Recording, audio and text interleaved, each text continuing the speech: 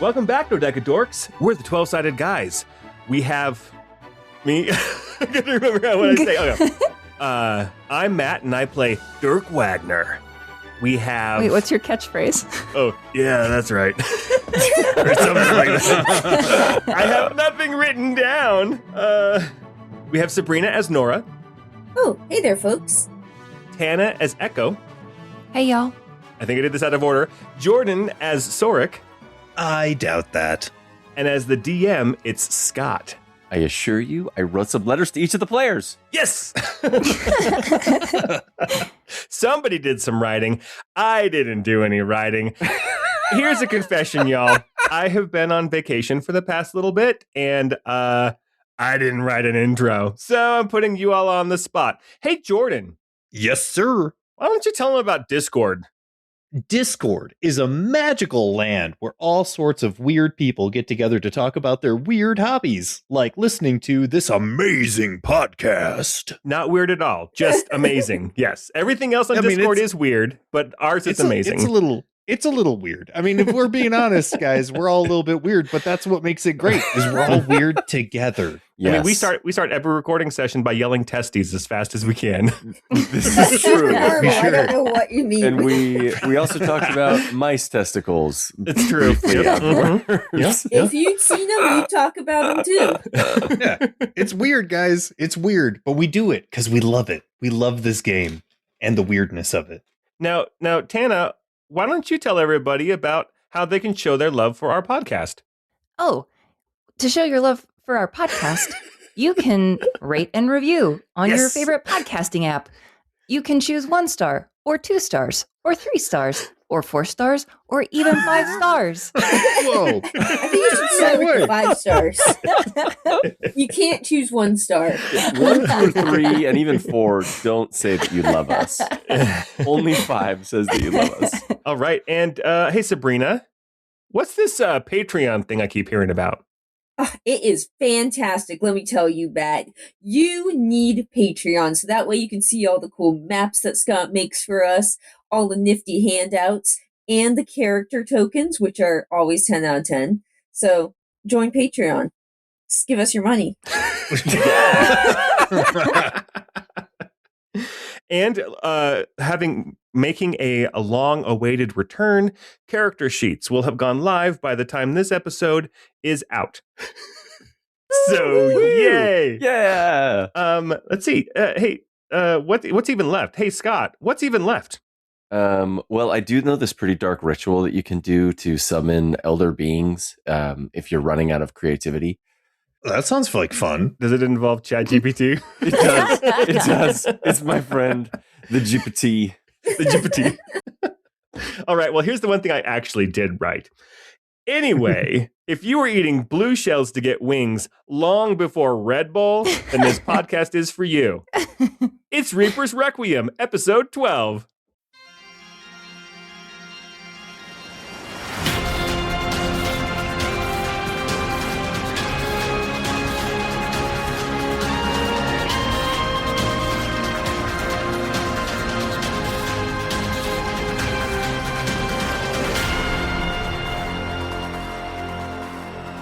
That was good. That was good. Okay, how I would travel around the world in Super Mario's just to get the blue shell. Yep. Mm-hmm. Last time we were together, we set off to explore some abandoned ruins. The group had gotten a lead from the Sanctuary of Stilled Tongues when they met with the High Priestess there.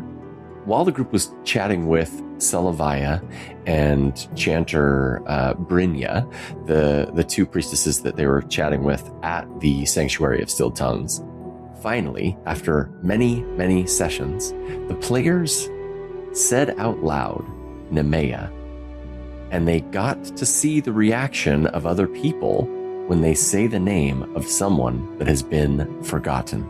And it freaked us out. And it freaked him out. Just a little bit. Because Nemea is kind of a god, kind of, sort of. Mm-hmm. She's one of the Forsworn, actually. Or she was? Or she was? Yeah. Hard to say what's happening with her now. So the party learned that It is not the 11-fold. It's actually the 10-fold. At least that's what everybody worships in the world around them.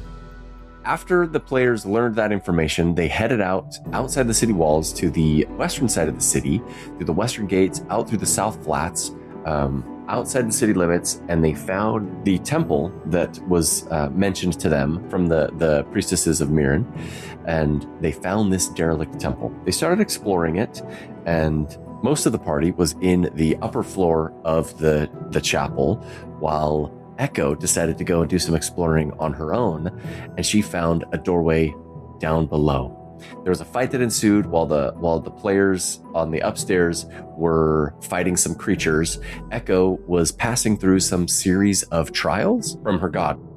There were some revelations about a little bit of the worship and practice of Thorin, and the players got some good loot. They solved some puzzles, and then they headed off to meet with their group back at the Roselight Pavilion. Where we ended last time was right at the Roselight Pavilion. The party had just gotten up to the pavilion. Oops, not that one. I activated the wrong map. Please don't move around. You don't trust us. I want to see. And please ignore the name that you saw for that map. Oh, I didn't see it. While you're getting the correct map up, Scott, I just want to highlight the fact that we got a necklace of prayer beads with 2 that are blessed, 2 that are cure wounds, and 1 that is shining smite. And everyone is refusing to take it because we are all so generous that we don't want to be the one to claim it. Everyone is just being so nice. You guys are approaching the Roselight Pavilion. It is a large dome. It's about 120 feet diameter across. That's a 60-foot radius for all you math nerds. That's right. That is the 60-foot radius. Quick, what's the square footage? Huge, giant.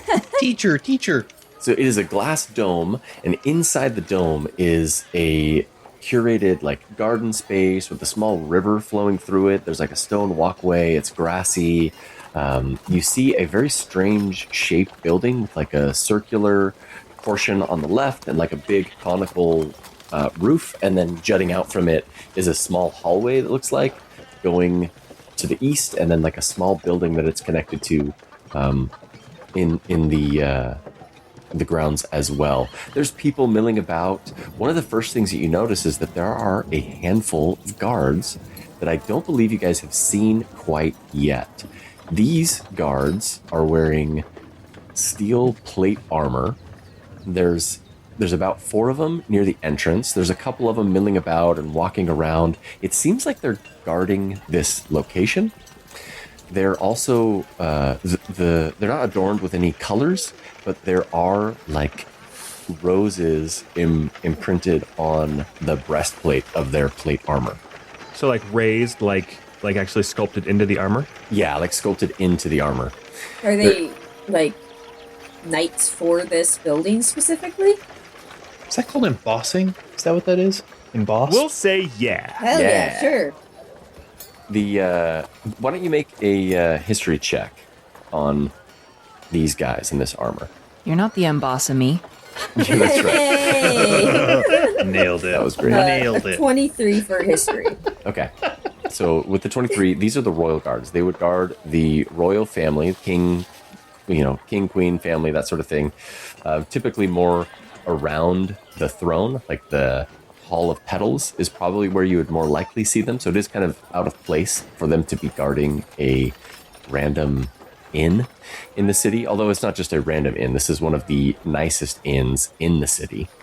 You get the impression that they are here because this is where the dukes and duchess are supposed to be staying.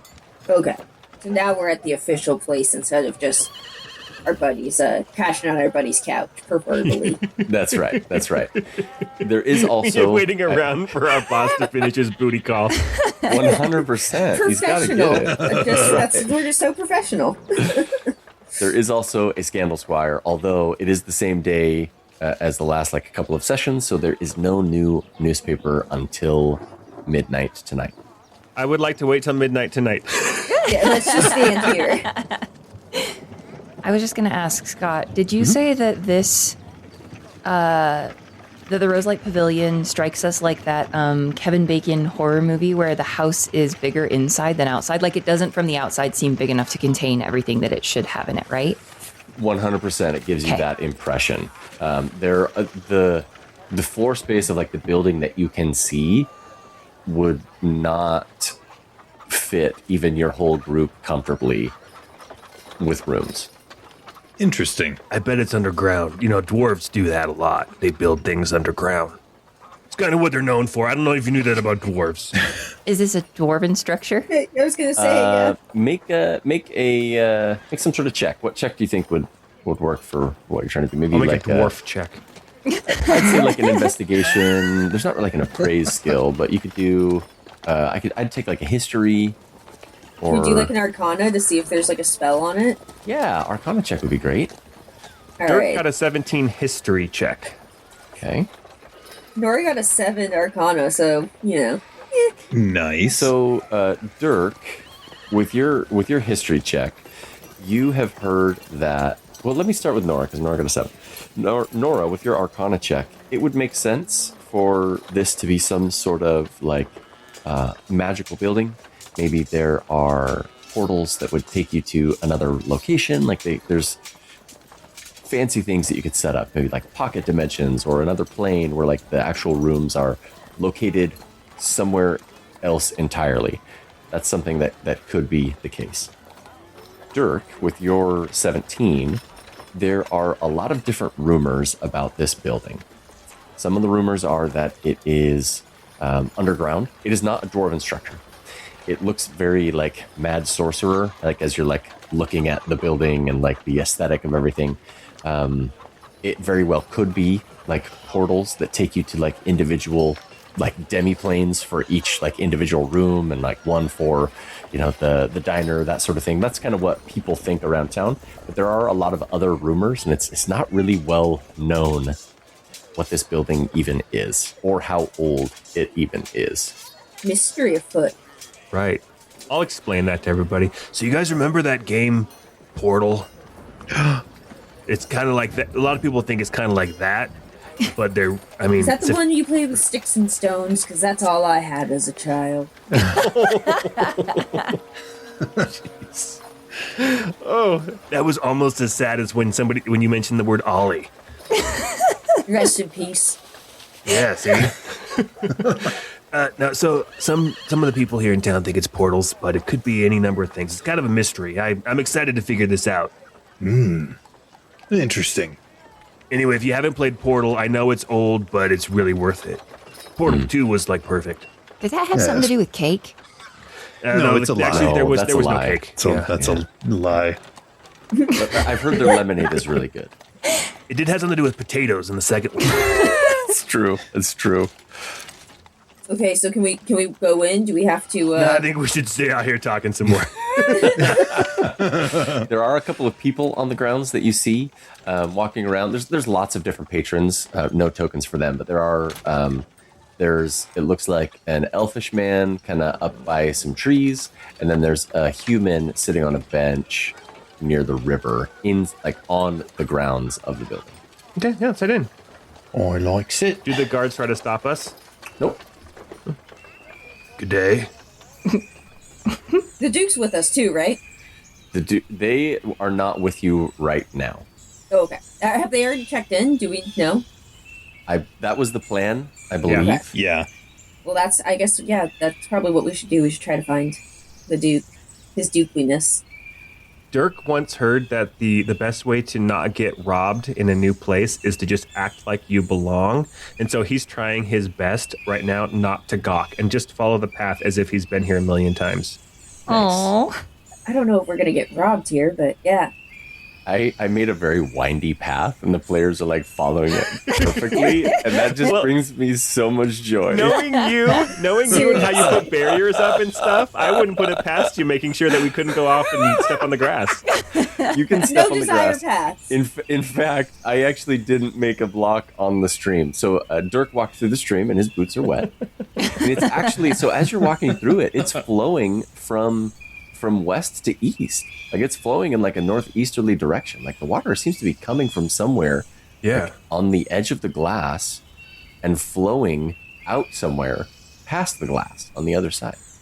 Huh. But there was no water in the courtyard. No water in the courtyard. Spooky. Portals. Yeah. How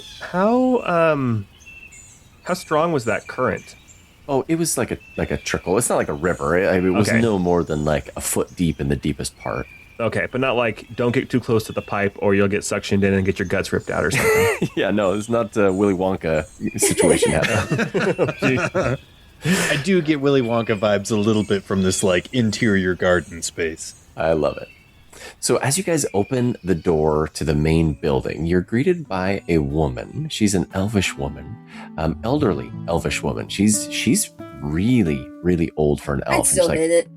oh yeah, she's beautiful. She's like showing age lines where that's pretty uncommon for elves. She's got long white hair that's braided intricately, and she's got leaves and flowers kind of woven into the braid. She's wearing pretty simple but nice silks. They're like a light blue color, and they match her eyes very nicely.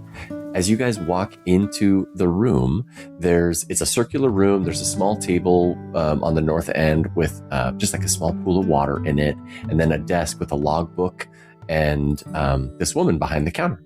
And she greets you and she says, "Welcome to the Roselight Pavilion. Do you have reservations?" Good evening. Yes, we is it the evening? I guess I'm assuming it's the evening. Late, it's before dinner, but it's close to evening. Got it. Yes, we are with Duke Durzelgrand. We're part of his retinue. Ah, yes. Let's see. Most everyone has checked in. Well, a few people have checked in. It looks like I have a. What are your names? I have a few people still that haven't checked in yet. My name is Sorik Blackmere. Yes, all right. If you will give your name to Miri down the hall, she will see you to your rooms. Excellent. Thank you very much. Ooh, do we all get our own room here? I guess we did in the last inn too. The other three of you, I haven't checked you in yet. Oh, I thought you were okay. Yeah, Dirk Wagner. Ah, yes, I have you on the list. You can go. Nora Fosdale. All right. Echo Willbreaker. Echo. Ah, yes, a late edition, but I do have you here as well. Oh, I was so looking forward to you not being on the list. Oh, not that I didn't want you to come in, but just to like throw that little wrench in there. Echo, as you say your name, she says, I do have something here for you. And she reaches under the counter and she hands you 2 potions of healing. Ooh. Where are these from? A gnome left these. I believe her name was, she did she leave her name? I can't recall. A gnome girl was, said that you're staying here and said that you would be expecting these. Oh, no, she didn't. Oh, Jeez. Was she younger or older? She was younger, bookish sort. She had big glasses and brown hair. And you're sure she still looked like a gnome? She looked like a gnome. Those gnomes can be tricky. I'll warrant you that. Whoa. No racism here. No. I just mean that they tend to like their pranks and innately they can do little magics that other people can't. Well, thank you. And Echo will just pocket them. Okay. What was that about, Echo? Did Nilla like owe you something? I don't know. Not that I mean, I guess I looked pretty rough by the end of our fight last night. Maybe that's what it was for, but I mean, if you think that she's not who she says she is, and I don't know that these are necessarily what they purport to be. Uh-oh. Do you think she's gonna poison you? She told us she wasn't who she said she was, but Well, I know, but you think that she said it in like a I don't know, malicious kind of way. Maybe. I don't know. I think she was there to watch the Duke. But that doesn't necessarily mean she was there to hurt the Duke. Yeah, I mean, we're watching the Duke. Yeah. As you guys walk up to down the hall towards the rest of the building, which is a small building. It's a pretty small quarter, so it's only like 20 feet across by like 30 feet long. Which is what the square footage, guys. Come on, math nerds. There's another elf woman standing by a counter. She's got long red hair. It's kind of like wavy and kind of spilling down her shoulders. She's wearing very plain silk, very nice silks, but plainly colored. Got a big smile on her face, and she greets you guys as you walk up. You do notice that the wall behind her is studded, and on the little studs are hanging like stones that have little chains attached to them. And then next to the stones are numbers. And it's just like rows and rows of these stones and numbers. I feel like it's almost like a P.O. box. Like we're going to just get stuck into a stone. There's like soft, like they're clearly magical. There's like sigils on each stone. And they're like glowing just faintly. Oh, and the other thing that I haven't described yet, and the end of the hallway is a tall archway, and the archway looks like some sort of magical gate, and there's nothing, you don't see anything on the inside. It looks like it's just straight to the wall behind you, but this is all that's in this room. A whole bunch of stones on the walls and an elf woman smiling at you. Greetings. Like I told you guys, it's portals, right? So just be careful if anybody tells you they want to do science. Well, you know what they say, though, because once the science gets done, then you'll have a new gun for the people who are still alive. Oh, that's great. So you must be Miri then. We were sent over here to talk to you. Find our rooms? Yes, I'm Miri. At your service? Yes, I can see you to your rooms. If you'll just give me your names, I will activate the portal here. Would you be going to your rooms, or would you like to go to the pavilion table, or would you like to go to the Roselight rest stop? The table is for dining, and the rest stop is libations and entertainment. Do you happen to know where the Duke and his retinue are? I don't keep tabs on the accurate locations of all of our guests. That's why we have these stones here. Let me explain how it works while you're here. Each room by the door has a stone that will call to an attendant here, and we will open a gateway to retrieve you and ferry you across as needed. In the case of an emergency, I'm not saying there will be one. Well, maybe I'll have Lyria down the hall explain what to do in the case of an emergency. I'm not sure. Doesn't always. She kind of gets like a flustered look on her face. The pavilion has been acting up of late, so I think she's actually handing out individual call stones to people right now. You're with the Duke? Yes, yes. And I think as part of his retinue, it would be great for us to have any idea of what to do in case something goes wrong. Sure. Maybe I've spoken out of turn. Nothing has happened in a long time. It's just the building feels tired. I'm not going to get trapped in a pocket dimension, right? No. Is the holodeck stuff going to start coming to life? What is the possibility of an accidental clone being made of me and left behind for a number of years and come back still a lieutenant? What if the clone's hotter than me somehow? The clone. How will I deal with that? The clones do not look anything like you. Is this like the Prestige? Okay, back to seriousness. Well, I mean, as long as it's still safe, though, right? Like we're not going to get. Okay, 100%. all It right. is safe. We always have a wizard on the grounds that can cast spells to retrieve people. So don't worry. As long as you have these stones in your rooms, you can be located and retrieved. That's I think the best way I can describe it. Lyria starts walking down the hall. This feels like the riskiest hotel ever. You were given her name by Miri. And Lyria says, Miri, please, you don't need to give all of the details and make our guests nervous. Let me assure you. You call it nervous, I call it informed consent. I don't know if you know this, but we're actually technically bodyguards, so we need to know. We may even need access to the backstage areas. I don't know that that's something I can do.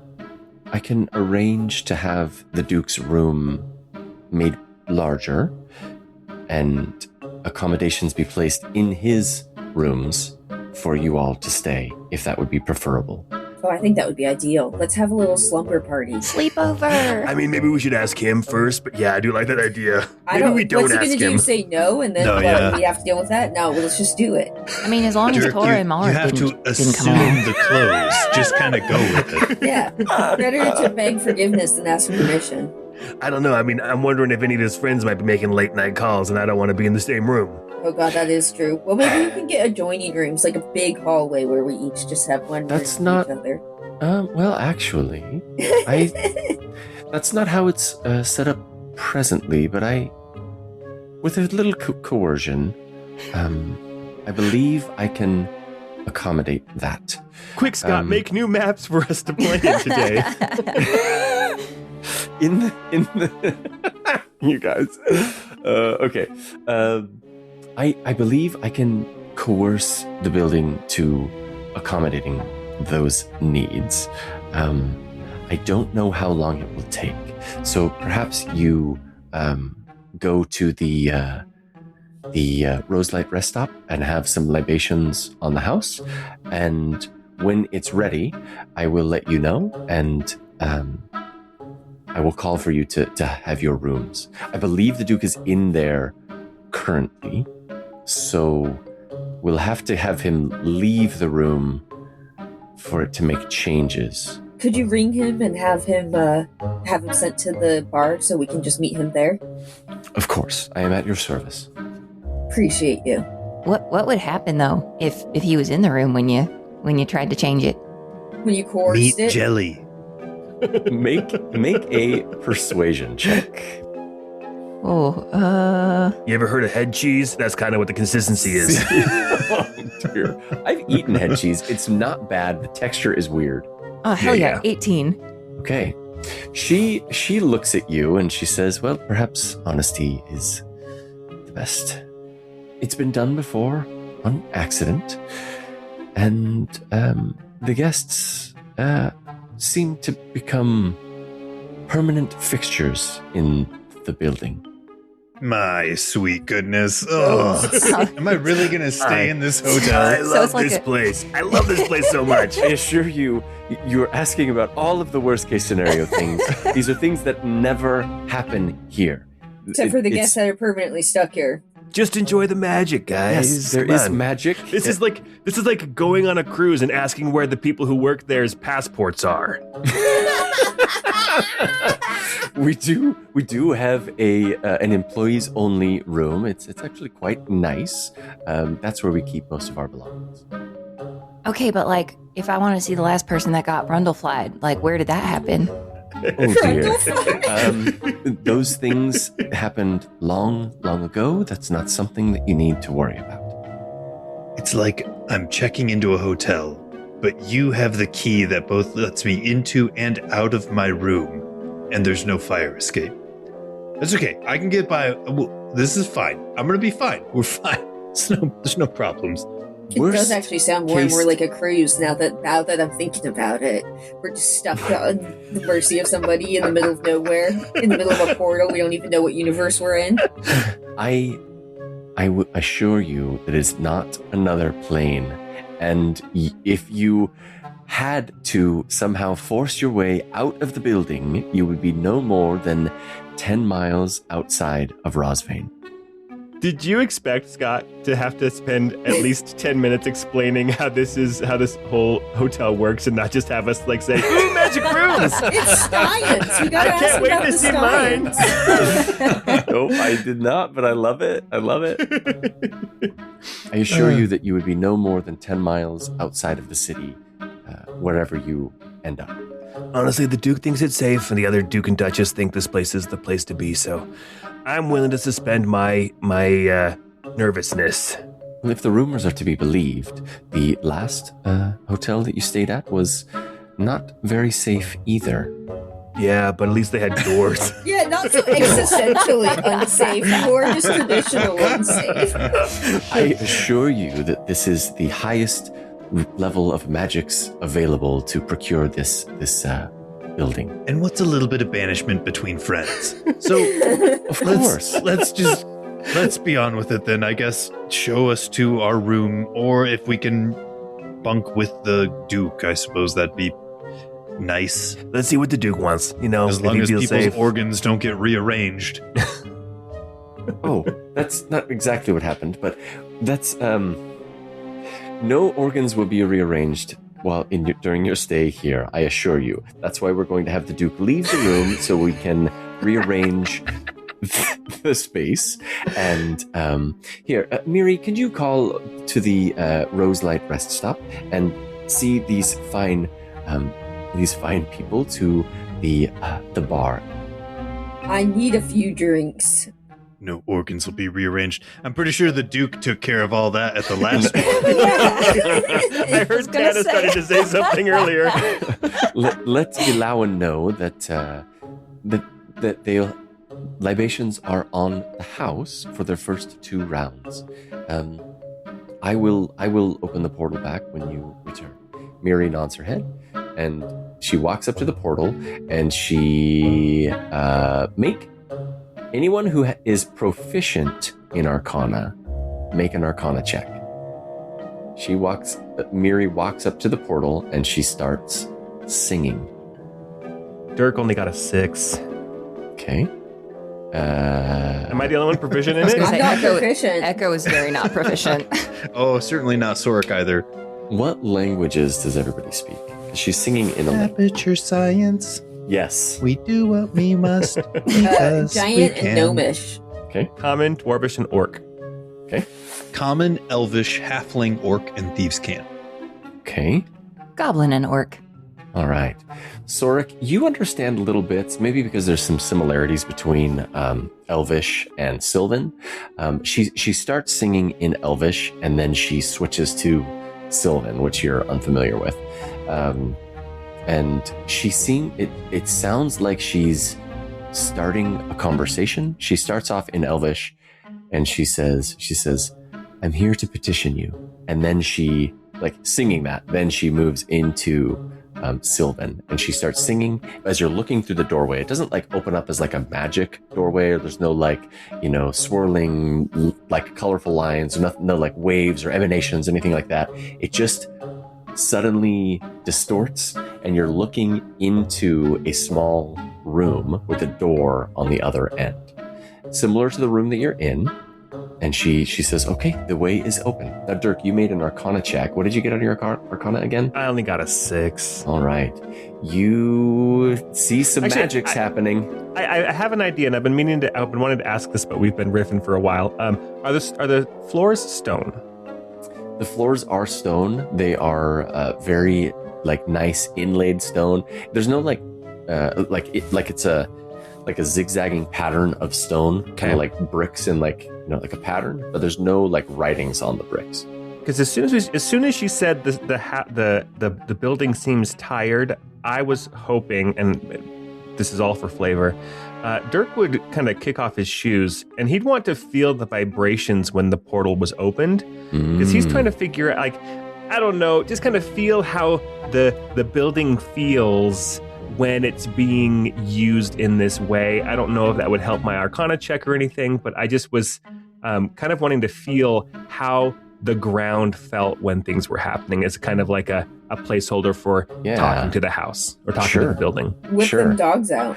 Why don't you make... Just gonna make himself right at home What here. kind of check do you think would make sense for what you're trying to do? Let's see. Honestly, Arcana would be probably the easiest, but let's do... Oh, This God, is Dirk, more- your feet stink. This is, I mean, you could do another Arcana check for this because this is more towards the house than the portal opening. But like I'd accept like an investigation or an insight. Let's do investigation then. I'll do investigation. It's only an 11, but I'm going to take a calming breath and try real hard. I believe I have another one of those. Let me check real quick. Yeah, I have one more. So let me add a d10 to that. So it's 11 plus 9. So 20. Ooh. Dirty 20. Okay. You feel like as your sense is like reaching like down into the ground below you, and you're standing on the stonework on the floor. It's cool to the touch at first, but it warms up pretty quickly. It's like it feels really nice actually. As you're sensing below you, you feel like a pulse of life almost. Like not like you're in like a quiet old like cave, but more like you're inside like an organism, like made out of stone. Okay. And so 20 total. Yep. You got for your investigation. You feel like the distortion that you see doesn't seem like as magical as like teleportation magic, more like it's the building is displacing itself momentarily. Okay. All right. Okay. That's Wait, really so interesting. this stone building is going to, it's like eating us. That it's like we're gonna. It's like the oldest house in Control, right? Just trust it. Go with the process. That's the vibe. That's the vibe. The last thing, and because you got a 20, the best way you can describe it is a sneeze. For a moment, you think the house sneezes. Okay. Okay. Oh. Miri points through. She says, "And here is the Roselight rest stop. It's a very popular meeting place in the city." Okie dokie. Let's just hop through this portal, boys. Okay. Yeehaw. Dirk will say thank you as he passes through the portal. Less to the two attendants, though they may assume that he is, but more to the building itself. So as you guys walk through this portal, you're in another room, very similarly furnished. The stone floors with the zigzagging stone patterns. You're in a small room with a door on the opposite end. As you open that next door, you're met with a large room, and there's a lot going on in this room. So I'll describe real quick as you're walking around and looking through. First thing that you notice. I guess I'll just go from like the bar in the front and the stage, and then some of the guests that you see. There is an elven woman with like golden hair at the tavern or at the counter. She's serving drinks to Sharn, it looks like, and then another woman with green skin that's with her at the counter. Although from the distance, as you guys are just entering the room, you can't really see what race she is. You also see a couple of servants walking through the building. They look like automatons made entirely out of wood. There's also at the stage, there is another like wooden automaton that's playing music, almost like a one woman band automaton. She's got like cymbals on her shoulders, like a violin on her chest, and some other things. So I'm like briefly describing, and as you go interact with these people, A bicorn between her knees. She's talking about chimney sweeps or something. Yep. As you look through the building, the only person that you recognize immediately is Sharn. The tables are very nice. There's like purple upholstered chairs at all of the tables. The stools at the bar at the front also have purple upholstery. There's what appears to be a satyr in like velvet red clothes talking to a kobold on one side of the room. You also do see Fulbert Blendis. Sword Tender Blendis is sitting at a table with another priest. The priest is dressed in the brown robes of Iroh, so he's probably a priest of Iroh. He's probably a hearthbinder. There is a young man in silver and golden clothes, very finely dressed, right to the entrance, and then a woman in black clothes sitting opposite him. As you walk down the room, it's kind of an L, like a slightly L shape.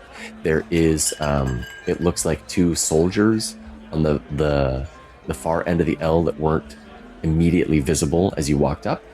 One of them is in that plate armor that you saw outside the building, so he's probably one of the King's Guard. He's probably like a royal guardsman. And then the woman that's with him is in leathers. She's not dressed like she works for him or with the royal guard. So that's what you guys see as you walk in. Where would you guys like to go? It looks like Sorik and Nora have walked up to Sharn and the bar. Where are Dirk and Echo going? Echo is gonna just check out the perimeter. She sees some doors over here and she just wants to know where they go, like if they're locked, etc. Echo turned immediately to the right, and there's 3 doors on the wall to the east and then 1 door on the wall to the south, and none of them are locked. I'm gonna open this first one. Okay. You open that door and it looks like just a storage portal to hell. room. It's a portal right to hell. Do not pass go. There's it feels like hell, but it's actually just a portal to the building sphincter. That's true. It's actually right where it goes. Must leave through the cat flap. There is a wall of kegs. There's rows of wine bottles and boxes, that sort of thing. Looks like a storage room. Okay, I'm gonna check these other doors. Okay. Those other 3 doors, as you go and look at them, are all bathrooms. And Echo's just opening the door on everybody. No, she knocked first, but I was told they were not locked. So at that point, it's whoever's in there's fault. They're empty. Okay, so we're going to go to Sorik and Nora. Sorik and Nora, you walk up to the front counter, and I'm going to describe the 2 women that you don't know, and then describe what you hear as you guys are approaching. The woman sitting at the bar next to Sharn is a Yuan-Ti woman. She's got like light scales on her cheeks. She's got like a golden necklace. She's wearing like a silk green robe with like a darker forest green underneath. She's got like golden golden eyeshadow, and very, very pretty.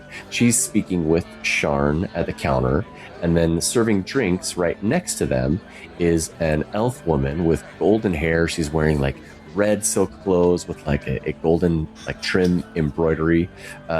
She's got like a white sash, and then like a white like sash in her hair as well. Very pretty. And yeah, she's serving drinks as Sharn and the woman are quietly discussing something. I think Sorik would walk up and say, "Well, good evening, Sharn. And who's this lovely friend of yours?" Sharn will turn around on her stool and she'll say, Sorik, let me introduce you. This is Lady Thesira Coilglass. She's a noble woman from here in Rosvane, and an old family friend. Sorik will bow, take her hand, and kind of do like a little kiss to her hand kind of thing, be like, "My lady, it is a pleasure to meet you." She nods her head and she says, "The pleasure is all mine. Are you also in the employ of the Duke?" Indeed, although I consider it a great honor to be given the privilege to work with such a honorable individual as the Duke. But yes, we do what we can to help serve. Honorable individual, yes. I remember when he fought in the arenas as a young man. How old is she? I don't, do we know anything about, is there elves? Does she look really young, but she could be kind of old? Oh, age is just a number. I think it doesn't, Sorry, that's not what I meant. I guess I'm just, when she says, she remembers him fighting, is that, she was a little kid when that was happening, or, She's a mature woman. She would probably be older than the Duke, but not by much. Okay, cool. Dora didn't say that out loud. That's all right. That's all right. and lifespans similar to humans. Cool. No, Nora would introduce herself and say, not officially with the Duke's retinue. Well, I guess I am now, but Nora, pleased to meet you. And You're the chanter that I've heard so much about. Yes. I can remember the Forgotten. That's kind of my shtick, I guess. So And only you. that's it's proved to be a valuable tool, I think, for the Duke as well. Yes, I can see why that would be invaluable. Yes, we're quite fortunate to have her with us. Yes, I can see why someone of your specific talents would be necessary for what's about to take place. Hopefully not too necessary. We don't want to be, I don't want to be involved in anything more than I have to be. Well, that sounds somewhat mysterious. Exactly. I don't like how mysterious it sounds. The late king's widow may inquire about what you know about her husband, or what you could tell her about her husband. Oh boy. Maybe. I'm not sure there's much, is from my experience, those who can't remember the Forgotten don't. There's not much good info I can give them. They can't retain most of it. Well, I could see how this could be a very profitable gift indeed. Oh boy, that is not what I had even thought of. What is Sharn's reaction to this? I don't know. That kind of sounds a little almost like Yeah, make an insight check. it's a little capitalistic for me. Sure. 17. Sharn like smirks and gives Thesira a side eye. You can see she thinks it's entertaining, but not why you're here. Gotcha. Well, I'll just say, that's an option, but for now, I'll happily give my services for free to those who I can help. For free? Praise be Mirren. If you're offering them for free, I may have need of you later. Are you staying here at the inn? Yes. May I call on you? Yes, I suppose. Again, I don't know how much of a help I can be, as I said. Some of us also have an ability to... I'm kidding. Sorek doesn't say that. Sorek's willing to give it up for his cute lady he sees. And they didn't give us any spare room keys, did they? That's right. No spare room keys. Yeah, so there's no knocking on doors. Oh my gosh, and that's the other thing. Yeah, then the hotel ladies are gonna know who's sleeping with who if you're on the. See, this is a bad business plan. That's why she was smiling so big. Yeah, she knows all the secrets. Oh yeah. But no, you can call on me. Yeah, I think Sorek's smiling at this, and he'll kind of comment though and say, "Indeed, it could be a most profitable skill, but I don't believe that good Nora here would actually engage her rather unique skill set to such an end." Well, perhaps I'll just bring some documents for you to glance over, and we can see if there's any information you can glean. And perhaps I can make a donation to Mirren if that's what you would like. I'd be happy to help. Praise be her. At the counter, there is a small menu of the libations available. Is the Pavilion libations of the Pocket Realm.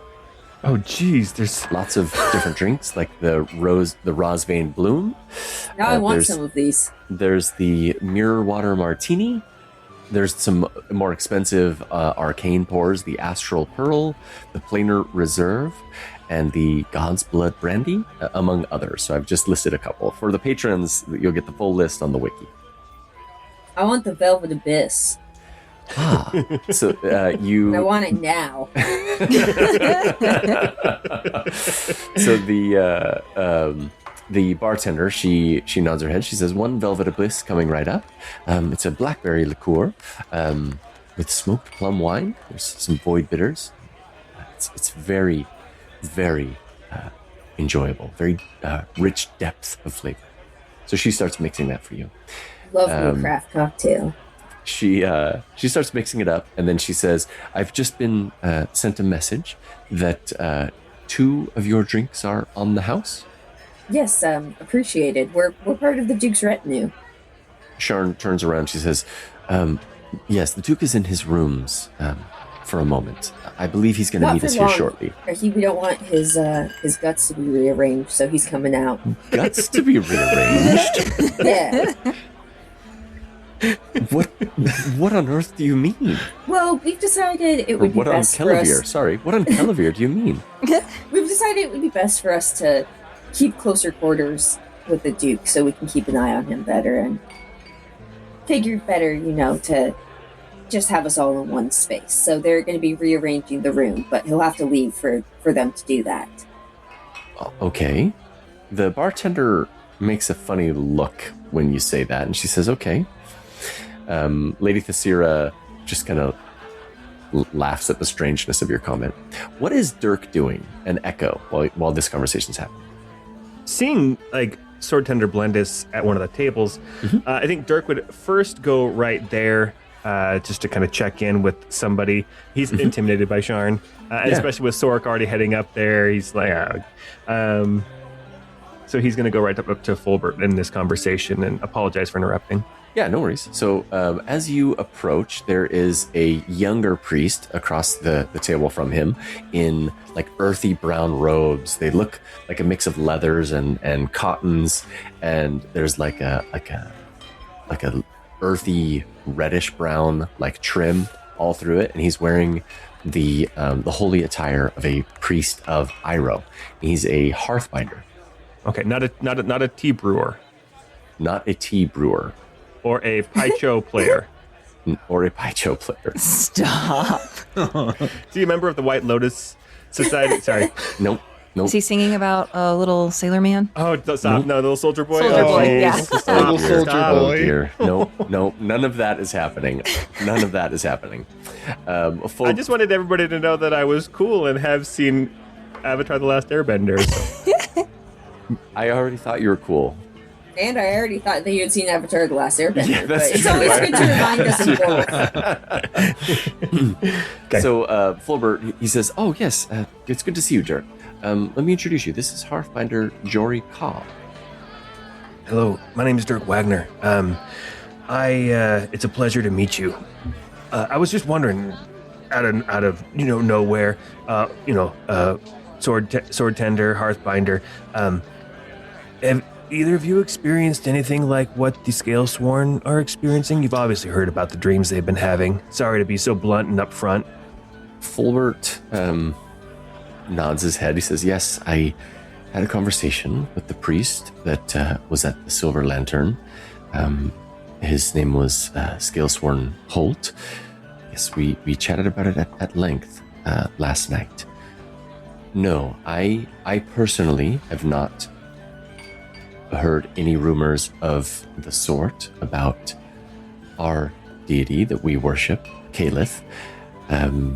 He motions to Jory. He says, Hearthbinder Cobb here, he's just arrived in the city a few days ago as well. He may have heard the rumors, but he's been here as long as we have. Hearthbinder Cobb bows to you, Dirk. He says, Master Dwarf, I am Jory Cobb. I am an attendant of the Duchess of Senvara, Duchess Bayessa Morent. So yes, I have just arrived in town just a few days ago as well. Oh, so you're the Duchess's Fulbert, huh? Well, I would say that Fulbert is the Duke's Jory Cobb. Okay. I see what you mean. Kind of like a white Abed thing. Yes, actually. Mm-hmm. Do you remember this in the community? Yeah. As you're standing there, one of the automatons walks up. It is a very fancy dressed wooden construct. He's got his clothes. Glowing yellow eyes and bright red tunic with golden embroidery.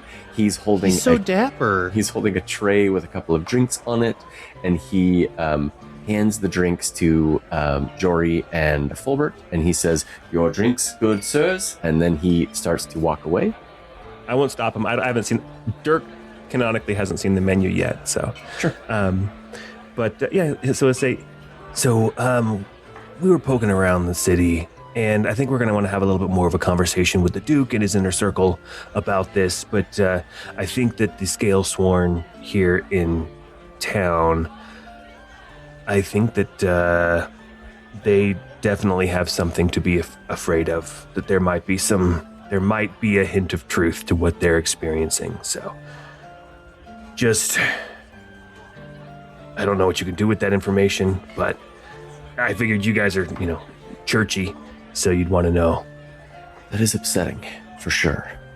Fulbert kind of nods his head. Yes, if this is something that can happen even to the Ascendant and the Forsworn, praise that it would be to the Forsworn and not any of the Ascendants, but I guess we cannot choose what happens there.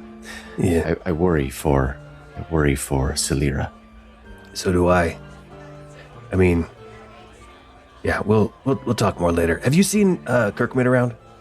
No. Seems like this would be his kind of place. I believe he's in his rooms, but I expect him to be here shortly. Okay. All right. I just want to, check in with my official boss, like my manager, as opposed to the Duke, who's my VP or whatever. What's Echo doing as these other conversations are happening? I know Echo checked some rooms and was walking the perimeter. Yeah, she's mostly, I think she's feeling a little bit anxious after what happened at the Silver Lantern, and so she's wanting to do her job better this time. Okay. So she's just posted up trying to be inconspicuous next to this little bush in the corner over here, and is just like observing and trying to hear like any conversations that might be going on, just to get a lay of the land. Like not listening for anything in particular, just trying to like cover her and bases. Dirk watches on with pride. Make a perception check.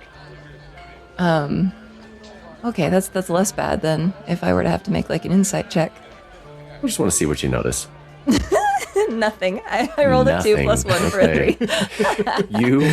You are looking around the room. You do see that the royal soldier in the nice armor, he looks older. He looks kind of grizzled, and he's maybe somebody of import. Like he's probably high ranking.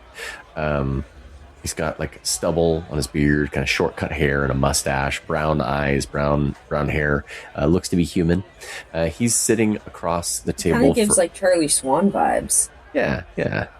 He's sitting across the table from an elven woman with like light blonde hair.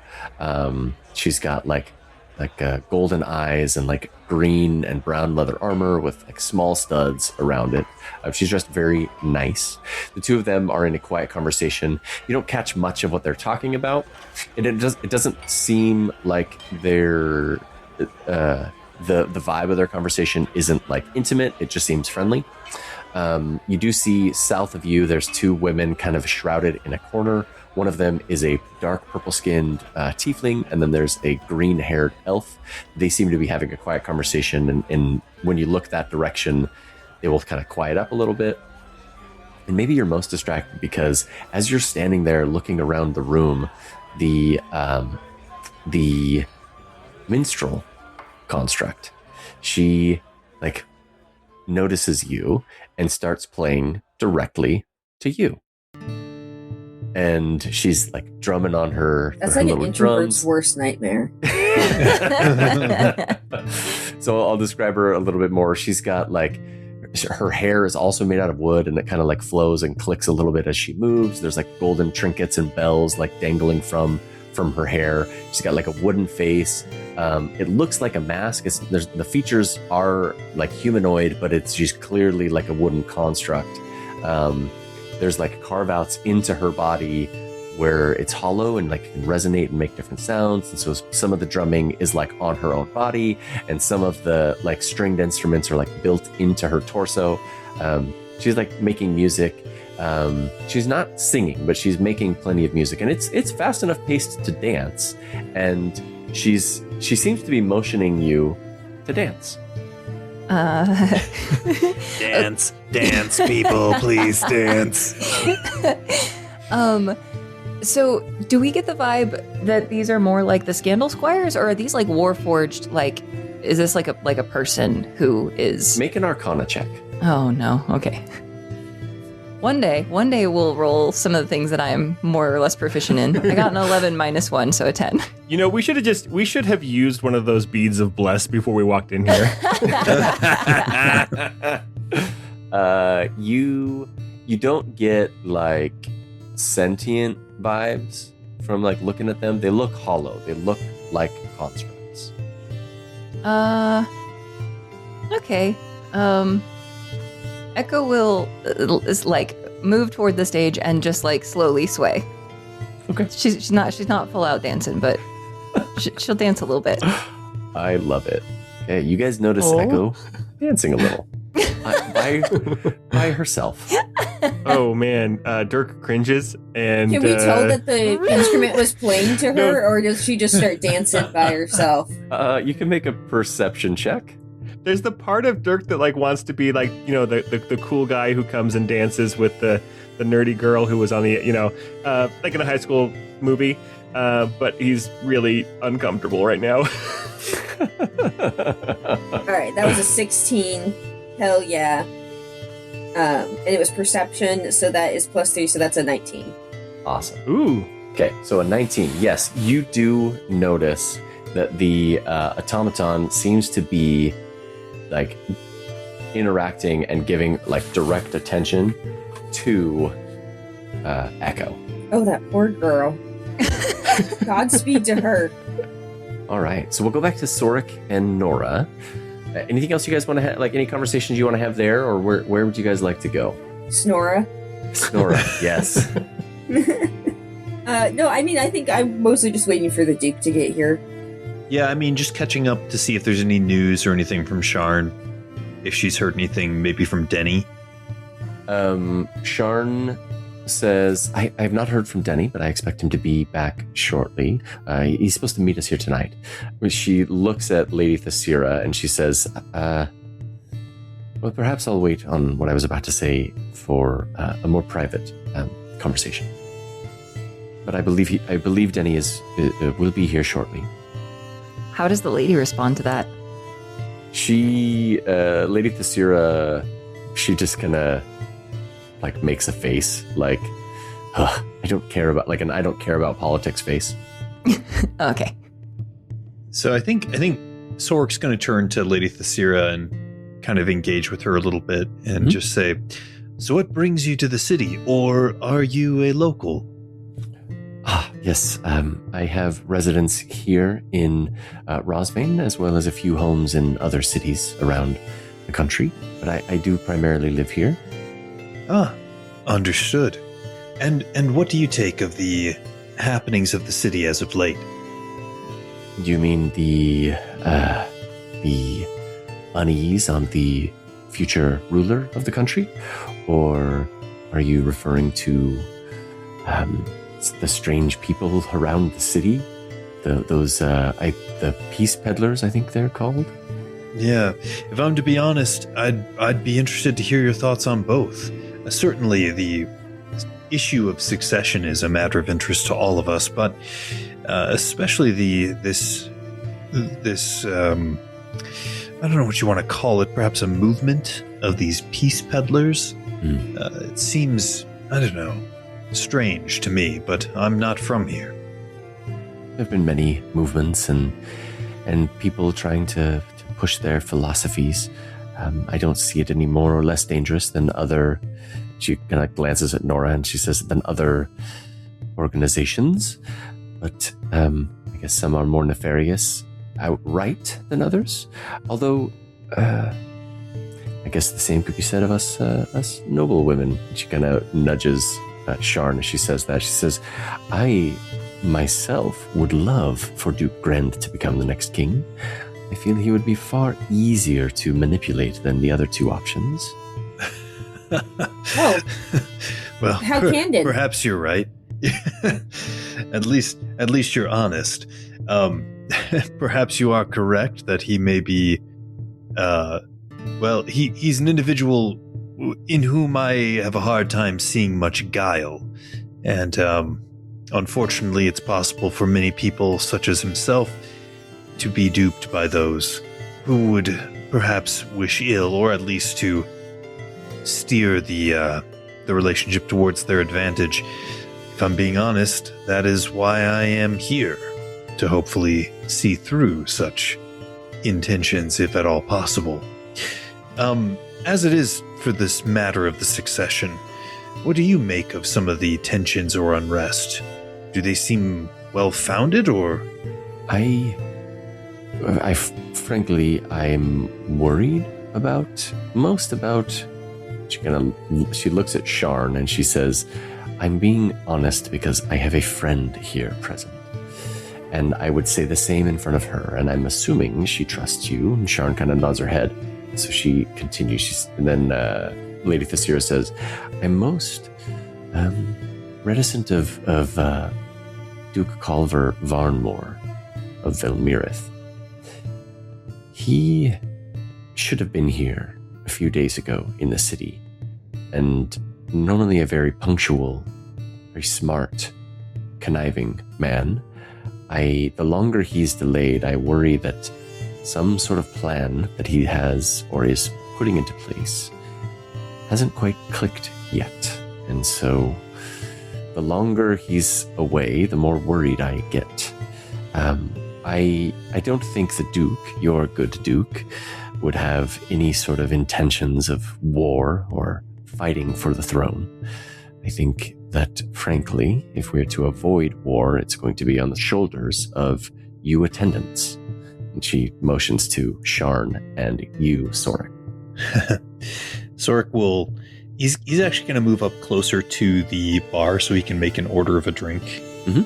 Just kind of leaning over to the bartender. He'll say, I'll try one of those Veilfall aperitifs. Light, floral, dangerously easy. That sounds like me. Ah, yes. Do you need to make a persuasion check, like a flirtation check while you're saying that? Sure. Why not? Let's do that. I got a 22. Oh my god. Okay, yes. Smooth as heck, dude. Was the flirtation directed at the bartender or at Lady Thesira? Probably Lady Thesira, if he's being honest. Okay. I think he would say, it's interesting you mentioned the Duke of Velmirith. My gut tells me that he's the one I'm the most, I'll say, concerned about.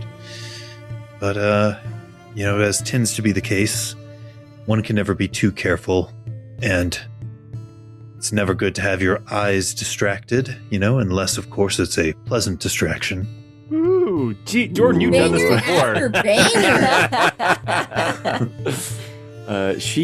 She smiles at that, and she says, "Oh, well, I see." And she kind of looks at Sharn while she's talking, but she puts her hand on your arm as she's looking at Sharn, and she says, "I see the good Duke surrounds himself with very astute advisors."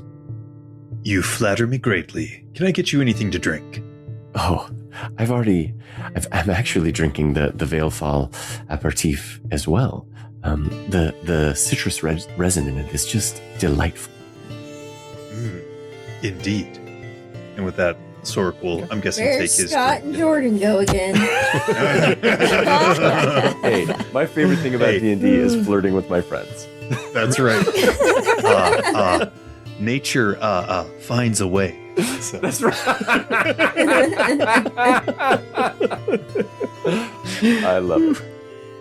Okay. Yeah, so they continue flirting, and maybe as the conversation goes, Sharn maybe pulls Nora aside, and the two of you start talking, and she kind of leaves thank Lady God. Thesira and Sorik to themselves. Okay. So Dirk will, seeing that Echo is now shirking her responsibility as a Okay, bodyguard. rude. I'm just teasing. No, honestly, earlier when she was being so vigilant, it reminded Dirk of what he was supposed to be doing. And now seeing her, in Dirk's mind, he is an awkward teenage boy trying to dance at a school dance, and he's kind of the only one who's interested in it. And he's just kind of he's putting himself out there and he kind of feels that's what Echo's doing. And so he's going to try to wingman her in a way that also doesn't make him feel uncomfortable. So he is going to try to combine both of his responsibilities into one, and he's going to try to gauge again gauge the atmosphere in the room and talk to some people, at the same time helping her out. So what he's going to do is he's going to head over here to this satyr and this kobold over here, and he'll just walk up to the tail. Is like, dang, she's so cool, right? Like, who is that? Great wingmanning. Make a persuasion check. Okay. Oh man, I got a -1 to this. But still, it's an 18. I rolled a 19 for an 18. Okay. So let me describe the two gentlemen. The satyr is wearing like red velvet suit, like golden embroidery. He's got a cane. His pants kind of cinch up to where his legs where the fur on his legs like gives way to more flesh and hooves. Big smile, big pearly white teeth. He's got his ears are pierced, black hair. There's like golden embroidery like inlaid into his horns. He's like smiling big and like having like a boisterous conversation with the kobold. Kobold is dressed equally as fancy. It's like a golden skin, like brownish looking kobold with like lighter skin on the underside, like the bottom of the mouth and chest. He's wearing like a purple dark blue suit with like a Bordeaux, like deep red lapels and like golden embroidery. He's got like a frilly shirt underneath with like a teal button in the middle. Both of the men have canes that they're like holding and as they talk, sipping on drinks, having an easygoing conversation.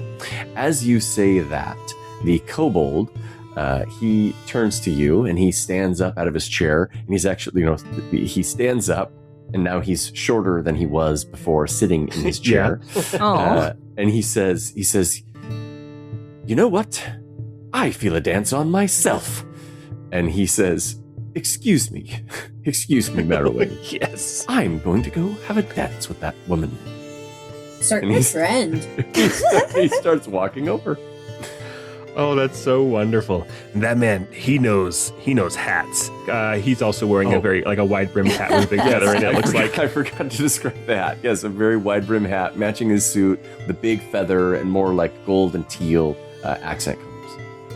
And I'll just say to the one who's left, like, I'm so sorry, Merowyn was your name, sir? I didn't mean to interrupt your conversation. I was hoping to join it, actually. Well, have a seat, good Sir Dwarf. Dirk Wagner, it's a pleasure to meet you. Dirk Wagner. I am Lord Merowyn of the Velvet Antlers. Oh, you're my a antlers lord. aren't velvety anymore. That's like little kid stuff, right? Yes, but I was also referring to the gold plating that I've had cast. Oh yeah, okay, Antlers. yeah. I mean, I'm sorry, I don't know much about. I think actually you may be the first satyr I've ever met. But You're the first dwarf I've ever met. Really? No. Oh. But could you imagine? Could you imagine if I'd never met a dwarf? Sorry. I forgot to do this earlier, and he quickly slips his shoes back on. Oh. No need to get fancy with me, Sir Dwarf. This is quite the place. I've never been here before. You come here often? You're a lord, so you're nobility here in Rosvane? Yes, you have me pegged correctly. I do own some land outside of the city. Yes, I am a lord. Plan to throw your hat into the ring for the open position of king, I guess, maybe? Is that... No. I mean, what do these dukes got that you don't got? Really? More land? Yeah. Well, land can be bought, land can be won. I'm... Why the hell is these Dirk over here trying to get more players involved? He's trying to get a feel for what the nobility in town feels about the conflict. I'm a vassal of Lady Morent, actually. Oh, okay. Yeah, actually, I work for Duke Grant, actually. So you're my enemy. And he puts up his fist like he's going to fight, and he makes like a mock swing in your direction. You're great. I like you. He says, let me explain the politics a little bit for you. Rosvane, although it is the capital city, is located in Senbara, so all of the nobility here are loosely affiliated to the Duchess. Does that give her maybe an advantage in the succession, conversation? Look, I've got no antlers in the game, or hooves, but He has skin still. You have skin. I do still have skin. So I will be just fine, regardless of what happens. Although if the Duchess is the new queen, I wonder if her son over there, and he kind of nods, like tips an antler in the direction of the young man in the silver. Because her son over there may very well become the new Duke of Senbara, reporting directly to his mother. Oh, yeah. Nice to have that closed, communication loop there. But I don't know. Do you think he's ready? He looks kind of green. Well, keep it in the family, as they say. I'm sure she'll still run things. Yeah. Well, pleasure meeting you, Lord Merowyn. What are you drinking? I'll get you another for, unfortunately, chasing off your conversation partner. Oh, well, let me get your drink. Mine's one of the more expensive ones. I'm having some of the plainer reserve. And he kind of snaps a finger, and one of the automatons walks up, and he says, "Another cup of the plainer reserve for my good Sir Dirk here." Oh, well, I thank you very much. I greatly appreciate your generosity. These reserves are, they say, aged outside of time, so they can be quite old and potent. The one today is quite nice. Oh, thank you. And this is, I must point it out, the most expensive drink on the menu. Oh, okay. Well, he has to point it out. I'm sorry. I feel really fancy. Thank you. Hey, so that's the Duchess's son over there. Who's that? Is that his nursemaid, widow? Nursemaid. He's I don't know. No, Some people really, get clingy. I don't know. No, that is Lady Maris Duvan. She's another noblewoman in the city. Although lady is maybe putting it too generously. I don't believe they own land anymore. The title is just inherited for fun, I guess. Yeah, I don't know how any of this works. I grew up in an orphanage, so. Well, I mean, I know so far. Look at you now, here. Yeah, I know, right? Rosvane resting spot. Yeah, I know. I mean, I stopped at rest stops before, but mostly that was, on the highway. Yes. But not as good drinks there, and you're likely to get stabbed. I learned all the names. I wasn't, from this duchy, but I learned all the important names and everything. But it's much different to be in the same, circles now with some of the important names, or at least positions that I, learned about at school. Well, if you're ever looking for a job, Sir Dwarf, I'm sure I can accommodate. You'll find my estates outside of the city if you are ever interested. Okay, was he hitting on me? Make an insight check. Okay. I mean, it's probably pretty obvious that I am of the warrior type, but still, he just offered me a job without anything but my physical appearance to go off of. Mm-hmm. That's a 2. Oh, no. He's totally hitting on you. You think he's absolutely Going for hitting the on clothes. Okay. So, all right. Echo, you are mid-awkward sway, and the fanciest of kobolds walks up and gives a wide, sweeping bow. And he's maybe of similar height, maybe just a little bit shorter than you. And he says, Good Lady Orc, if I may. If you may what? What? If I may have this dance. Oh, yeah, sure. Echo has never danced. Like, whatever he is trying to do, I can guarantee you that she has never danced this in her life. Awesome. I love it. Dirk will finger guns you from across the room. We're just gonna roll. He got a 20 on a performance check. So he's dancing very well. Can you give me a performance check real quick? Yeah, I sure You can. got this, girl.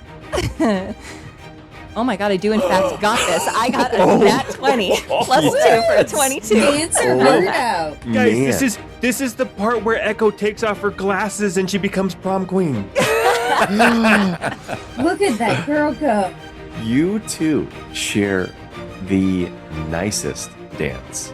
And maybe he's guiding you a little bit more, but then he's also following you. And then maybe there's some traditional dance that you're doing from your home, and he's kind of playing well off of your movements, and it's really fun. You find yourself laughing a little and maybe even enjoying dancing, as crazy as that sounds.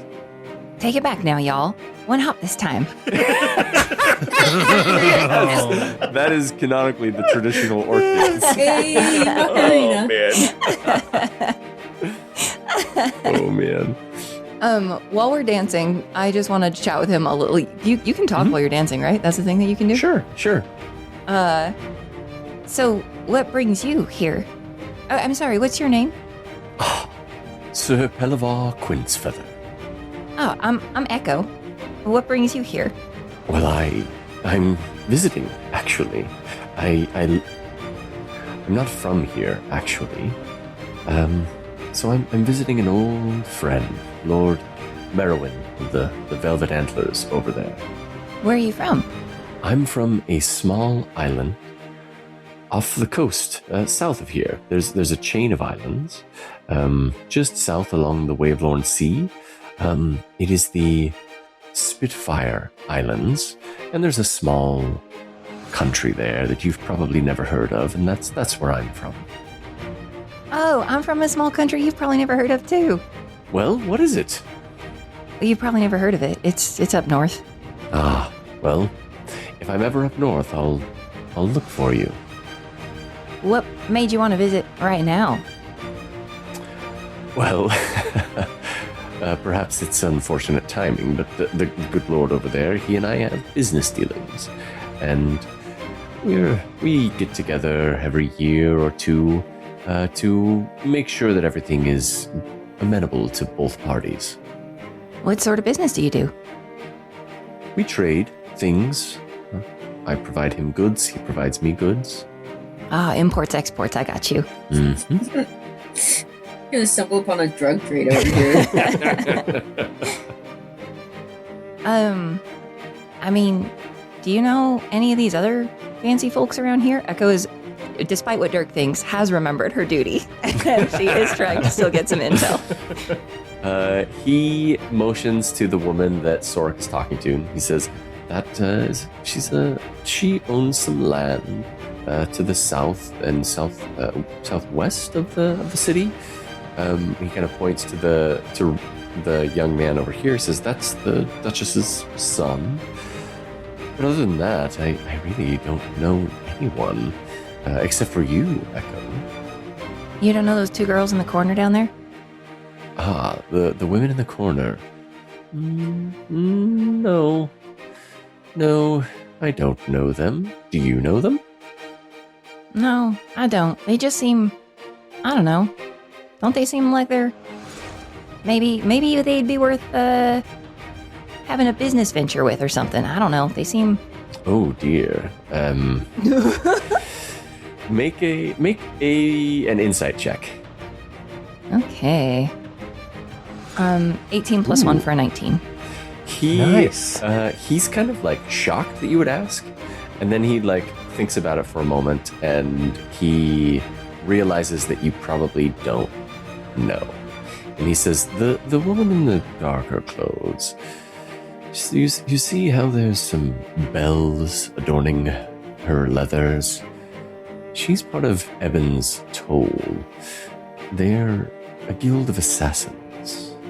And I don't deal in that. Although I do deal in some illicit goods, drugs and such, but Only the fun ones. only the most fun. Now, I do pride myself in avoiding any sort of bloody confrontation. Money can usually resolve the issues I find myself in. Oh, yes, I find the same. Killing is so gauche. Yes, I'm surprised you agree with me. You look more the type to, pardon me saying it like this, to strike before asking questions. I mean, I don't know. Sometimes you can do both. Indeed. Asking questions while you strike someone. Yeah, I mean, sometimes that's a good way to get answers, right? Yes, I that may work on occasion. Echo is going to realize that she's out of her depth and is just going to continue the dance in silence. The two of you have a very spirited, very enjoyable dance. After a moment, the Duke and Kirkman walk into the room. They shut the door behind them and they kind of assess the whole room. You see they motion to you all. They kind of like make eye contact and they point to a table in the far corner and they start walking that direction. Thank you so much for the drink, Lord Merowyn. It was a pleasure, but it looks like duty calls. Of course. On her way past Sorik, Nora will pointedly be like, Sorik, the Duke is here. You have some responsibilities. While he's flirting with what's her name. The opposite of wingmanning. Yeah. If As- you'll Nora's a kindly little jealous. excuse me. Everybody else was flirting, and Sharon didn't flirt with me once. To be fair, you did not roll any flirtation checks on her. Well, I didn't know everybody else was going to be so flirty. As Dirk goes up to Echo, he'll be like, I think that guy wants to, like, indecent proposal me. Oh, hell yeah. What are you going to say? I mean, you know, 1,000,000 gold pieces is 1,000,000 gold pieces, so. We like you having your tootsies out. He's like, are those your feet? They're quite hairy. The Duke, as you guys approach, so you guys move to the back west corner. There's a large table with some chairs. The Duke motions everyone to kind of stay close and then have like a hushed conversation. As he's walking across, he nods to the soldier, the older soldier over here, and they nod to each other. Seems like there may be some sort of familiarity there.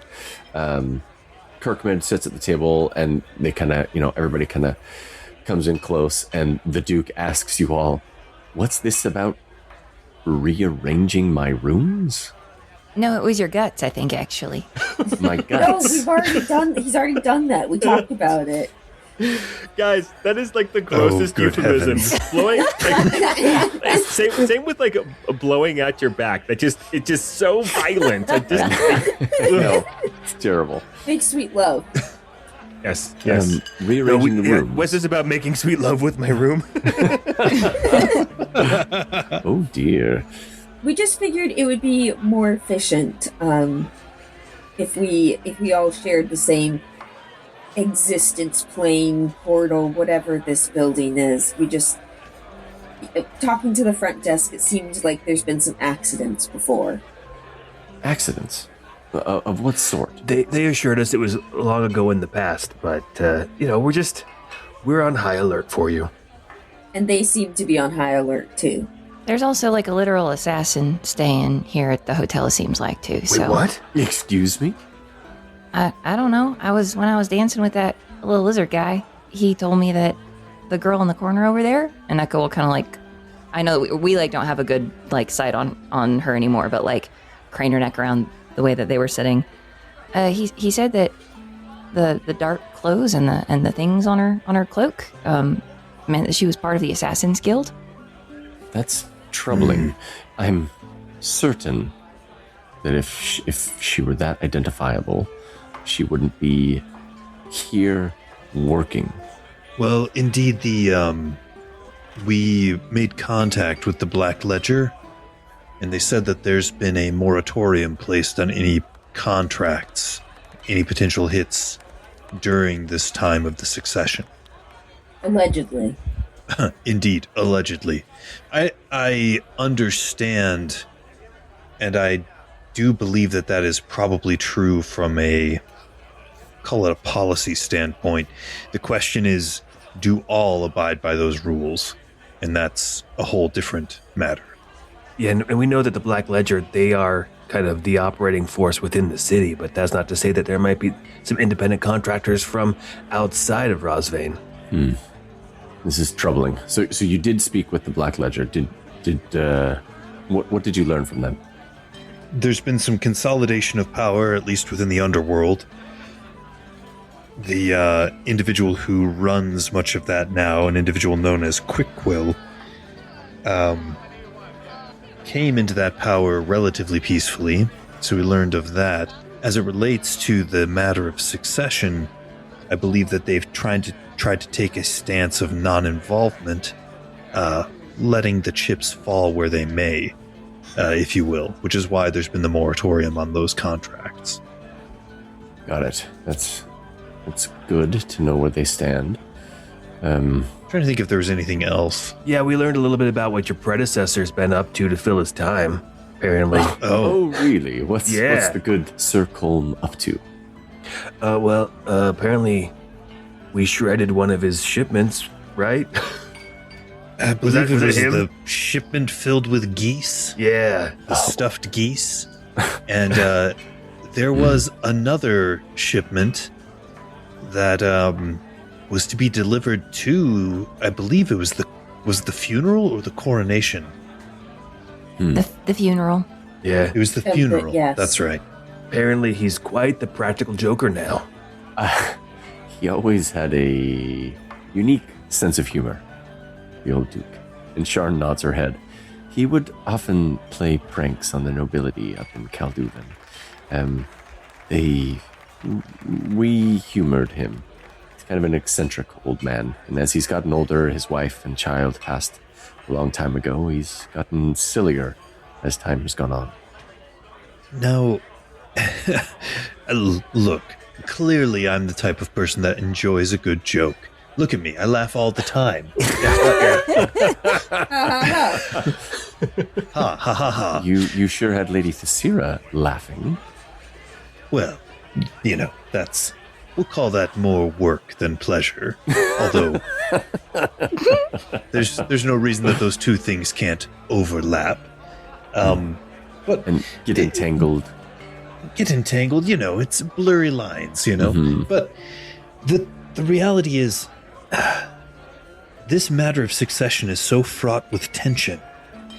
The issues of the reaping going on, it hardly seems the time for any sort of a practical joke, especially the funeral services. Is there anything that you could perceive of that we should be cautious of when it comes to the previous Duke? I don't think he would have any sort of intentions on the throne. We could make a call on him. I could go and visit him. I probably should. Tonight we're meeting with the Duchess. So Right. in the morning, and then the funeral is the day after. So perhaps I can make some time to make a call on him tomorrow. Right, with him around, though, if you do win the throne, you need to check it for whoopee cushions. Indeed. Although, rumor is that he can throw his voice pretty far. Oh. Well, if it be amenable to you, good Duke, perhaps we could accompany you when visiting the previous Duke. It would help at least put my mind at ease. Well, we did have some other plans for tomorrow. I just want to run this by before we make our final plans, though, Zorik. I think that would That's be true. an excellent idea. He lives up in Breckenfold. He has a small estate up there. Well, while we were out talking and investigating today, we did find quite a lead onto the location of those, they call them the Peace Peddlers. They were the ones who attacked the inn that you were staying in last night. We were going to potentially pay them a visit as well, although I imagine their numbers have been severely reduced since the events of last night. Yes, it was quite the erupting of their Stuff. followers. Yeah, all of their things were Yeah, erupting. all the stuff blew up, yeah. Yes. I'm not so sure, though, we should be so confident. It seems like they have a vast network if they were all the way over in, where were we? Not Rosvane, the other city. Arndale. Thorndale, thank you. This is Sharn talking. She says, if the reapings are happening all across the realm, perhaps they have influence everywhere. You seem to be under the impression that these are controlled, like the reapings are happening on purpose. If that's the case, then there must be people that follow these peace peddlers everywhere. Maybe. Whether or not they're controlled, they are at least predicted. The Peace Peddlers here, that kid, what was his name again? Chest hair kid. Emo boy. He was aware of Thorndale. And speaking of Thorndale, I think there's something even more alarming and potentially pressing than everything else we've talked about. And Dirk is going to fish through his pack and pull out the copy of the poem that he made at the sanctuary. Sanctuary? Yeah. Of still tongues. Of Still Tongues. And he'll hand it over to the Duke and say, do you notice anything interesting about this? Well, he kind of looks it over. He says, there's a few words I can't read, so I'll lean on you for those. Yeah. It's not good news, sir. Dukeliness. Kirkman. Every time you say dukeliness, I think of the cartoon Gummy Bears, and there was the little troll named Wart who always called Duke Igthorn everywhere. your dukeliness. I love it. I love it. As you hand that over to the Duke, Kirkman starts fishing through his pockets. I need one of you to just roll a D4. We're all so scared. Nose goes on it. Hannah, your rolls have been good tonight. Go for it. Do it. 1. Oh, Woo. 1. Okay. One's probably good, though. All right. So Kirkwood, he says, our little Kevin that we've got prisoner, he squirreled away and he was swallowing some papers. I did get this one, and he hands it to you, Sorik.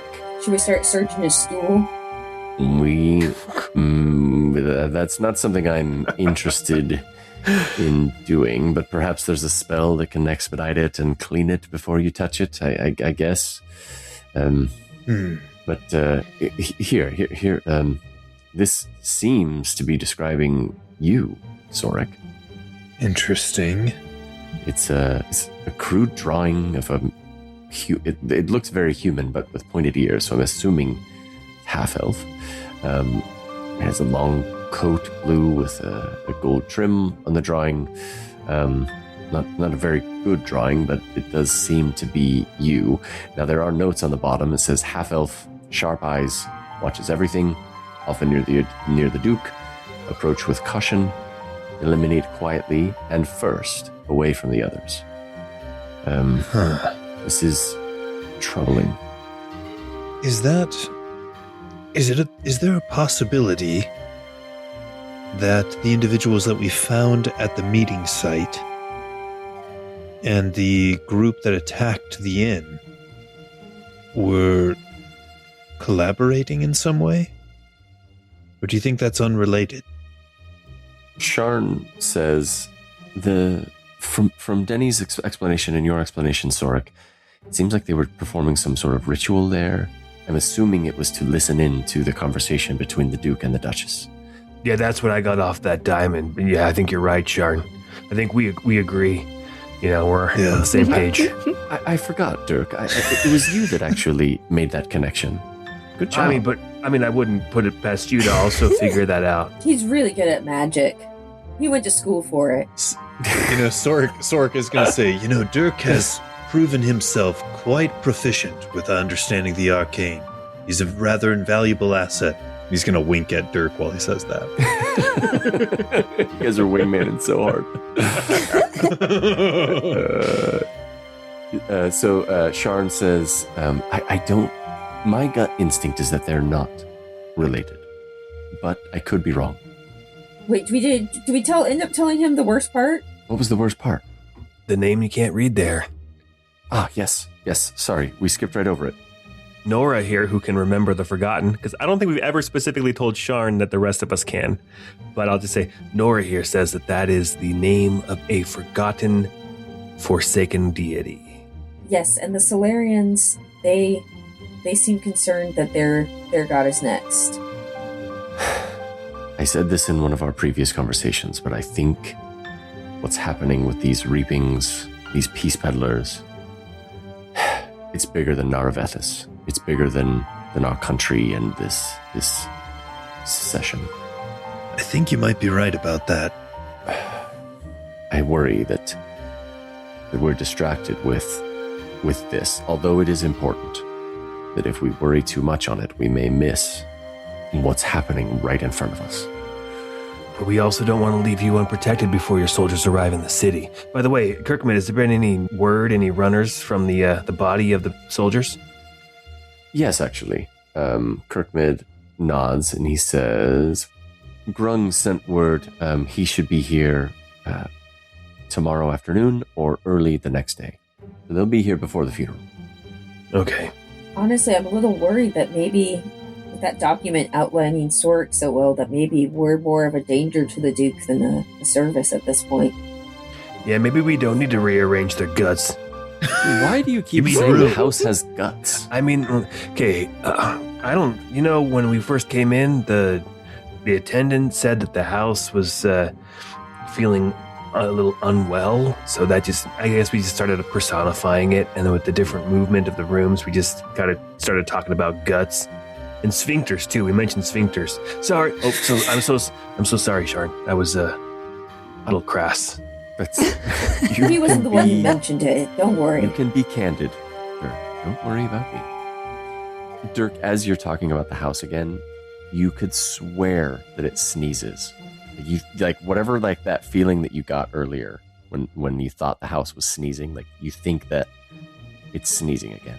Guys, I don't want to alarm anybody, but I think the house may have visited a wet market in Wuhan. Oh no! We'll definitely go with you tonight to watch your back, to make sure that there's nothing else that happens in that area where there obviously had already been some issues.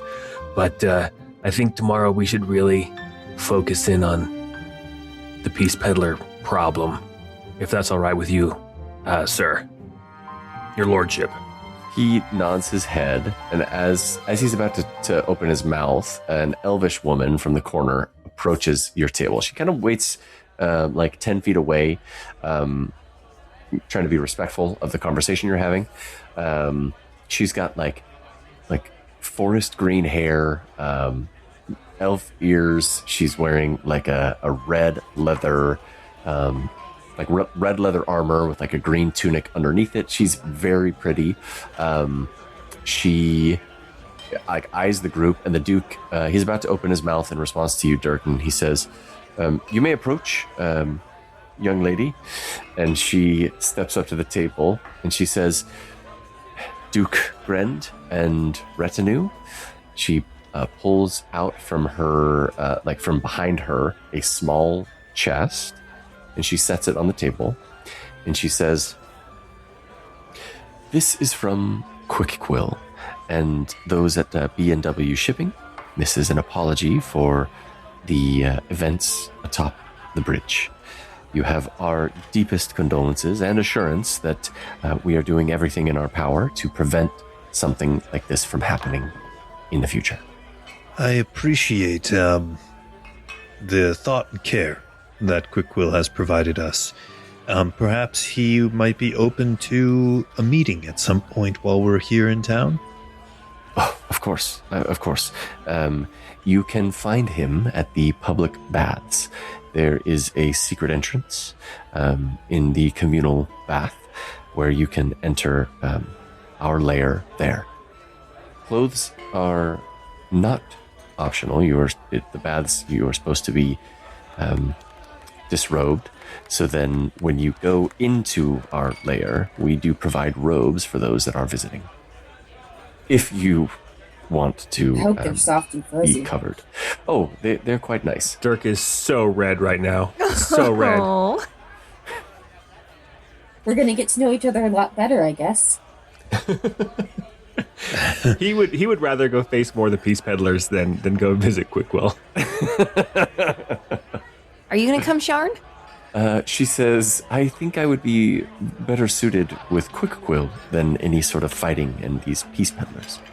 Yeah, it might not be bad to have your assistance for that one. Dirk's not a perv.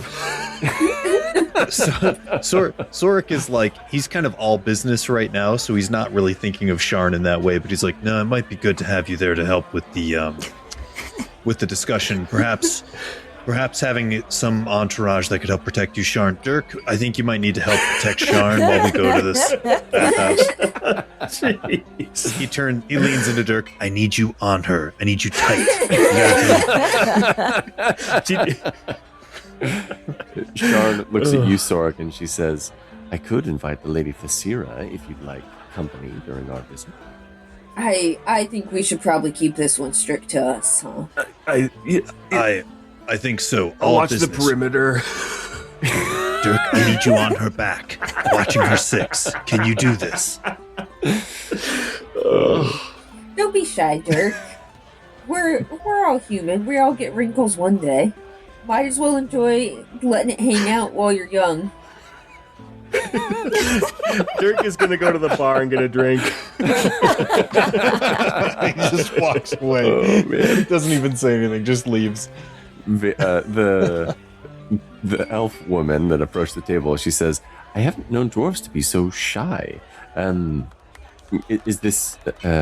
it common for those in your duchy to be so prudish about their bodies? He was raised in an orphanage. Ah. Got it. Yep, Oh, there you that go. explains it. She opens... He's just an individual with a very noble heart. That is all. Well, I guess that's fitting. She motions to the Duke. Then she opens the chest to assure you that it's not trapped or magically tampered with. I'll do this. I'll open this as a sign of good faith. She opens it up, and in the small chest is a pile of gold. And then there are 2 vials. She says, the gold is yours for the taking, and these 2 vials are... One is a potion of invisibility, and the other is a potion of reduce person. That's most kind of you. Those could be very helpful. Yes, we appreciate the gesture that this is. As the coins are already counted, they are 200 gold coins. This is our apology for the events on the bridge. Duly noted and greatly appreciated. We acknowledge what this means and look forward to being able to chat with Quickquill in the near future. Of course. I will tell him to expect you. And she leaves the small chest on the table, and then she turns to leave. I'm going to add those to my inventory. The Duke doesn't reach for him, neither does Kirkmid or Sharn. Kirkmid says, you 4 can split it amongst yourselves. Maybe go and buy something on the city, restock any supplies. It seems like you have been doing some investigating together. And so consider it a payment for your services. Much obliged, my lord. We'll ensure that these are put to good use. Dirk comes walking back over with the old fashioned. He takes a sip and he's like, ugh. Didn't realize what it actually tasted like. He was just trying to sound like cool. And Maybe put some hair on your chest. And he'll drink Yes. it anyway, but it's obviously not his favorite. It's an aged spirit steeped with burnt sugar. And is this a potion of diminution? Yeah. Okay. Just because, Dirk, you made a really good roll, I'm going to, as you've been like exploring and like going around this room, and you were kind of looking at the perimeter and such, maybe getting a better feel for it than everyone else. When you think the house or this building sneezed, you think you know where that sneeze came from in this room. Ooh. Was it the chimney? There is What, a the fireplace? fireplace with a fire burning in it around the other corner. There's also like a little cart with some food and stuff. There is a fireplace right on that wall in between a couple of the tables and chairs. Okay. Before we head out, everybody, I want to check out that fireplace. I have an idea. I'm not sure. I want to go see something. Nora's gonna go with him. Okay. Don't want the house swallowing him whole. Echo it too. Okay. As you go up to this fireplace, make a perception check. Oh, that's a nat 1 for a 2. There's like a raging fire in this fireplace. Is there like a pile of wood, or is this magical fire? It looks more magical. Oh, okay. Is it letting off a lot of smoke? No, there you don't see any smoke. Okay, all right. I swear this building is sneezing or something akin to a sneeze. I think it's coming from here. That doesn't sound good. No. I mean, I don't know. It sounds weird. Nobody else here seems particularly bothered, even the people who know really what's up with the magic in this place. Are there any other dwarves in the room that we see? There are no dwarves in this room that you see. I mean, maybe NP, like, Unimportance. yeah, There's no, unimportant ones. but there's no dwarves that are stay. Okay, well, I don't know. Maybe you got us some good dwarven senses on you. I'm gonna again take my shoes off and stand on the stone of the hearth and put my hand kind of up on the hearth as well. And I don't know, just again try to listen deep. Yeah, it doesn't have to give me anything else. I'm just trying to feel it out. So Yeah, you don't learn anything new because the roll you made was pretty poor. yeah, it was really bad. Let's see. Does Tremor Sense only give you like beings, or does it let you know like the shape of things? You can sense things that are on the same surface as you within a certain distance, I think is what it is. So Okay. What's the distance on Tremor Sense? 60 feet, I believe, for this one. Yeah. Okay. I'm trying to think of the right way to describe this. You sense that the place that you're in is some sort of living creature. You're inside of a living creature. But you also sense, because it's like made out of stone, that there's some sort of living creature like 40 feet south of you. Okay. But that would be it doesn't look like there's potentially a door leading into that, right? It wouldn't No. be the entryway, but it'd be near the entryway. Yes. Okay. Terrifying. I kind of want to put this fire out and climb back there, see if there's anything behind it. But then I don't know if that's like good hotel etiquette to start putting out their fires. Can you will the fire out? No. I'm pretty Well, sure the actually- customer's always right. Mm-hmm. Echo and Nora, you can make perception like anybody else that's standing there can make perception checks on this fireplace as well. I'll do that. All right. I'm not even gonna try. Oh, nice. Sabrina. 23. Okay. That's a nat That's 20. a nat 20. Nice. Whoa, nice. What did Echo and Sorik get? Oh, Echo didn't roll yet. Sork got a 9, so he's maybe distracted looking over at Lady Thesira. Oh, Lady Thesira is definitely looking at Sorik. Oh, I was going to say, when Dirk went over to the bar, he sat right next to her, and he's just like, what does it mean when all of your friends really want you to be naked? Lady Thesira would have said, sounds like an entertaining evening. Are your friends that You table got over some there? good friends. He blushes more and takes his drink and just head down, hurries back over to the other table. That's why If he came it's- back so quick. If it's your friends From over across at the that room, table. Sorik would mouth dangerously easy. Love it. Nora, as you're looking at this fire, there is no heat coming off of it. There's no, like, you don't get a sense of like any actual fire. It does look magical, but you get the impression that it's probably an illusion and not like anything summoning real fire. All right, based off of Dirk's guess, I'm just gonna walk into it. Nora, no, you have so much to live for. Well, I mean, I'll start with a hand. I'm not just gonna dive in. No. but, like, What I mean is, you're just walking in like in the middle of the bar, like not trying to. No, I hide- mean, no, I'm hide not that doing you're- anything wrong. This Okay. isn't against the rules. Nobody told me I couldn't do this. Nobody You're told me right. to stay out of the fire. That's Yeah. right. Okay. All right. You can try to walk through the fire. See what happens. Ah, huzzah! You walk through the fire, and there is a long hallway that turns to the south. There's walls with bookshelves, and there's like some more of those like purpley flowers along the walls. Then on the south, it looks like it turns again towards the east. And as you get to that south wall where there's like books and things on the walls, you see another hearth, another fireplace.